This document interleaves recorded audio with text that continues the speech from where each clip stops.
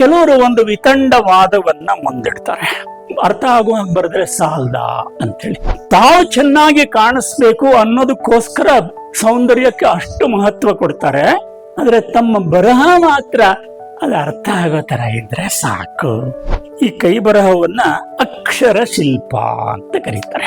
ಒಂದು ಬಿಳಿ ಹಾಡೆ ಇರುತ್ತೆ ನಮ್ ಕಣ್ಣೆದುರುಗಡೆ, ಮೊದಲು ನಾವು ಮಾಡ್ಕೋಬೇಕಾಗಿರೋದು ಅಲ್ಲಿ ಸುಂದರವಾದ ಅಕ್ಷರವನ್ನ ಕಲ್ಪಿಸ್ಕೋಬೇಕು. ನಾವು ಆ ಕಲ್ಪಿಸ್ಕೊಂಡ್ಮೇಲೆ ಅದು ರಿಯಾಲಿಟಿ, ಅದು ನಿಜ ಆಗ್ಬೇಕು. ನಾವು ಕಲ್ಪಿಸ್ಕೊಂಡಿರೋ ಹಾಗೇನೆ ನಾವು ಅಕ್ಷರವನ್ನ ಬರೀಬೇಕು. ಸರ್ ಎಂ ವಿಶ್ವೇಶ್ವರಯ್ಯನವರು ಇದ್ರು. ಅವರ ಜನ್ಮದಿನವನ್ನ ಸೆಪ್ಟೆಂಬರ್ 15 ನಾವು ಇಡೀ ನಮ್ಮ ದೇಶದಲ್ಲಿ ಇಂಜಿನಿಯರ್ಸ್ ಡೇ ಅಂತ ಹೇಳಿ ಆಚರಿಸ್ತೀವಿ. ಬಹಳ ದೊಡ್ಡ ಇಂಜಿನಿಯರ್, ನಮ್ಗೆ ಕಲ್ಪನೆ ಕೂಡ ಮಾಡ್ಕೊಳ್ಳಿಕ್ ಸಾಧ್ಯ ಇಲ್ಲ. ಅವ್ರಿಗೆ 90 ವರ್ಷ ಆಗೋಗ್ಬಿಟ್ಟಿತ್ತು. ಈಗಿನ ವಿಧಾನಸೌಧ ಇದೆಯಲ್ಲ, ಅದ್ರ ಎದುರುಗಡೆನೆ ಅವರ ಮನೆ ಇತ್ತು. ಏಡನ್ ಅನ್ನುವಂತ ಜೋರ್ಡಾನ್ ಹತ್ರ ಇದೆ, ಈಜಿಪ್ಟ್ ಜೋರ್ಡಾನ್ ಹತ್ರ ಒಂದು ಸಮುದ್ರದ ತೀರದಲ್ಲಿ, ಅಲ್ಲಿ ಏಡನ್ ಅನ್ನುವಂತ ನದಿಗೆ ಒಂದು ಅಣೆಕಟ್ಟು ಕಟ್ಟಬೇಕಾಗಿತ್ತು. ಪಾಶ್ಚಾತ್ಯ ಎಷ್ಟೋ ಇಂಜಿನಿಯರ್ಸ್ ಅದನ್ನ ಅಣೆಕಟ್ಟು ಕಟ್ಟಲಿಕ್ಕೆ ಅಂತ ಪ್ರಯತ್ನ ಮಾಡಿ ಸೋತ್ ಹೋಗಿದ್ರು, ಅದು ಕುಸಿದೋಗ್ಬಿಟ್ಟಿತ್ತು. ಕಡೆಗೆ ಇವ್ರ ವಿಷಯ ಗೊತ್ತಾಗಿ ಇವರನ್ನು ಕರೆದ್ರ, ನೀವು ಬಂದ್ಬಿಟ್ಟು ಅಲ್ಲಿ ಹೇಗೆ ಕಟ್ಟಬೇಕು ಅಂತ ಕೇಳಿ ಅಂತ. ಆಗ ವಿಶ್ವೇಶ್ವರಯ್ಯನವ್ರು ಹೇಳಿದ್ರು, ಇಲ್ಲ, ಈ ವಯಸ್ಸನ್ನ ನಾನು ಅಲ್ಲಿವರೆಗೂ ಅವಾಗ ಹಡಗ್ನಲ್ಲಿ ಪ್ರಯಾಣ ಮಾಡ್ಬೇಕಾಗಿತ್ತು, ಆಗಲ್ಲ, ನೀವು ಅಲ್ಲಿದು ಸಾಯಿಲ್ ಸ್ಯಾಂಪಲ್ ನನಗೆ ಕಳಿಸ್ಕೊಡಿ, ನಾನು ಹೇಳ್ತೀನಿ ಹಾಗೆ ಮಾಡಿ. ಸಾಯಿಲ್ ಸ್ಯಾಂಪಲ್ ತಗೊಂಡ್ಬಂದ್ರು, ಬೆಂಗಳೂರಿನಲ್ಲಿ ಕೂತ್ಕೊಂಡು ಪ್ಲಾನ್ ಮಾಡಿ ಕಳಿಸಿದ್ರು. ಆ ಪ್ರಕಾರ ಕಟ್ಟಿರೋ ಅಂತ ಅಣೆಕಟ್ಟು ಈಗಲೂ ಇದೆ, ಬಂದೋಬಸ್ತಾಗಿದೆ ಅಂತ. ಅಂಥ ಇಂಜಿನಿಯರ್ ಆಗಿನ ಕಾಲದಲ್ಲಿ. ಅದಕ್ಕೋಸ್ಕರನೇ ಅವರ ಜನ್ಮದಿನವನ್ನ ಇಂಜಿನಿಯರ್ಸ್ ಡೇ ಅಂತ ಆಚರಿಸ್ತೀವಿ. ಅವರ ಜೀವನದಲ್ಲಿ ಒಂದು ತತ್ವವನ್ನು ಅವ್ರು ಹೇಳ್ತಾ ಇದ್ದಾರೆ. ಅವ್ರೇನ್ ಹೇಳ್ತಾ ಇದ್ರು ಅಂದ್ರೆ, ನಾವು ಮಾಡುವಂತ ಎಲ್ಲಾ ಕೆಲಸವನ್ನು ಉತ್ಕೃಷ್ಟವಾಗಿ ಮಾಡಬಹುದು. ನಿನಗೆ ರೈಲ್ವೆ ಸ್ಟೇಷನ್ ನ ಸ್ವಚ್ಛವಾಗಿ ಇಟ್ಕೊಳ್ಳುವಂತ ಕೆಲಸ ಸಿಕ್ಕಿದ್ರು ಅದನ್ನ ಎಷ್ಟು ಚೆನ್ನಾಗಿ ಮಾಡಬಹುದು ಅಂತ ಹೇಳಿದ್ರೆ, ನೀನ್ ಇಟ್ಕೊಂಡಿರೋ ರೈಲ್ವೆ ಸ್ಟೇಷನ್ ನೋಡಿದವರು, ನಾನು ಪ್ರಪಂಚದಲ್ಲಿ ಎಷ್ಟೋ ರೈಲ್ವೆ ಸ್ಟೇಷನ್ ನೋಡಿದ್ದೀನಿ, ಈ ರೈಲ್ವೆ ಸ್ಟೇಷನ್ ಎಷ್ಟು ನೀಟಾಗಿ ಇಟ್ಕೊಂಡಿದ್ದಾರೋ ಅಷ್ಟು ಚೆನ್ನಾಗಿ ಇನ್ನೊಂದು ರೈಲ್ವೆ ಸ್ಟೇಷನ್ ಇಲ್ಲ ಅಂತ. ಸಾಧ್ಯ ಇದೆಯೋ ಇಲ್ವೋ? ಇಂಗ್ಲಿಷ್ನಲ್ಲೂ ಕೂಡ ಹೇಳ್ತಾರೆ, anything which is worth doing is worth doing well. Railway station ಚೆನ್ನಾಗಿ ಇಟ್ಕೋಬಹುದು, ಕಸ ಚೆನ್ನಾಗಿ ಗುಡಿಸ್ಬೋದು, ಪಾತ್ರೆ ತೊಳೆಯೋದನ್ನು ಚೆನ್ನಾಗಿ ಮಾಡ್ಬೋದು, ಕೈ ಬರಹವನ್ನು ಚೆನ್ನಾಗಿ ಮಾಡೋಕ್ಕೆ ಸಾಧ್ಯ ಇದೆ. ಕೆಲವರು ಒಂದು ವಿತಂಡವಾದವನ್ನ ಮುಂದಿಡ್ತಾರೆ. ನಾವು ಬರೆಯೋದು ಅರ್ಥ ಇದ್ದ ಹಾಗೆ, ಅರ್ಥ ಆಗುವಾಗ ಬರೆದ್ರೆ ಸಾಲ್ದ ಅಂತೇಳಿ. ಇದು ಆರೋಗ್ಯಕರವಾದ ಯೋಚನೆ, ಚಿಂತನೆ ಅಂತ ನನಗನ್ಸಲ್ಲ. ಯಾಕೆ ಅಂತ ಹೇಳಿದ್ರೆ, ನಾವು ಬಟ್ಟೆ ಧರಿಸುವಂತ ವಿಷಯದಲ್ಲಿ, ನಮ್ಮ ಕೂದಲನ್ನು ಹೇಗೆ ಬಾಚ್ಕೊಳ್ಳೋ ಅನ್ನುವಂಥ ವಿಷಯದಲ್ಲಿ ಅದು ತುಂಬಾ ಚೆನ್ನಾಗಿರ್ಬೇಕು ಅಂತ ಎಷ್ಟು ಕಾಳಜಿ ವಹಿಸ್ತೀವಿ.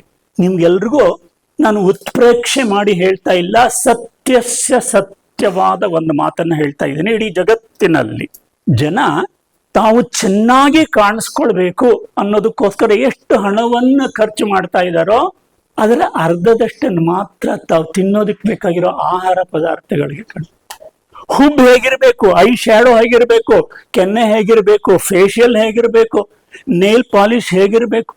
ಓ ಕೆಲವ್ರಂತೂ ನನ್ನ ಮೂಗು ಸ್ವಲ್ಪ ಬಗ್ಬಿಟ್ಟಿದೆ ಅಂತ ಹೇಳಿ ಅದನ್ನ ಕಾಸ್ಮೆಟಿಕ್ ಸರ್ಜರಿ ಅಂತ ಕರೀತಾರೆ. ಅದನ್ನ ಶಸ್ತ್ರಚಿಕಿತ್ಸೆ, ಚೆನ್ನಾಗಿ ಕಾಣಿಸೋದಕ್ಕೋಸ್ಕರ ಶಸ್ತ್ರಚಿಕಿತ್ಸೆ ಮಾಡಿಸ್ಕೋತಾರೆ. ಬೆಂಗಳೂರಿನಲ್ಲಿ ಏನು ಸಣ್ಣ ಸಣ್ಣ ಹಳ್ಳಿಗಳಲ್ಲೂ ಗಲ್ಲಿಗಳಲ್ಲಿ ಬ್ಯೂಟಿ ಪಾರ್ಲರ್ ಇದೆ. ತಾವು ಚೆನ್ನಾಗಿ ಕಾಣಿಸ್ಬೇಕು ಅನ್ನೋದಕ್ಕೋಸ್ಕರ ಸೌಂದರ್ಯಕ್ಕೆ ಅಷ್ಟು ಮಹತ್ವ ಕೊಡ್ತಾರೆ. ಆದ್ರೆ ತಮ್ಮ ಬರಹ ಮಾತ್ರ ಅದು ಅರ್ಥ ಆಗೋ ತರ ಇದ್ರೆ ಸಾಕು. ಇದು ಒಪ್ಕೊಳ್ಳುವಂತ ವಿಚಾರನ ನಾವು ಯೋಚನೆ ಮಾಡೋಣ ಅಂತ. ಸೊ ಕೈ ಬರಹ ಅಂದ್ರೆ ಏನು ಅನ್ನೋದನ್ನೇ ನಾವು ಮೊದಲನೇದಾಗಿ ತಿಳ್ಕೊಳ್ಬೇಕು.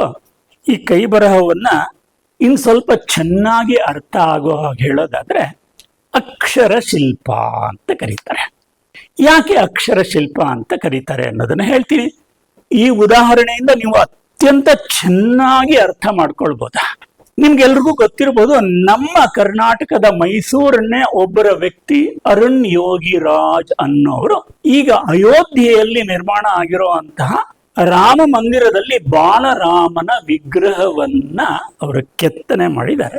ಅವರಿಗೆ ಅವ್ರು ಕೆತ್ತನೆ ಮಾಡೋದಕ್ಕಿಂತ ಮುಂಚೆ ಒಂದು ಕಗ್ಗಲ್ಲನ್ನು, ಅದು ಕೂಡ ಚಾಮರಾಜನಗರದ ಹತ್ರ ಯಾರೋ ಸಿಗುವಂತ ಒಂದು ಕಪ್ಪು ಬಣ್ಣದ ಕಲ್ಲು, ಅದನ್ನ ಅವರಿಗೆ ಕೊಟ್ರು.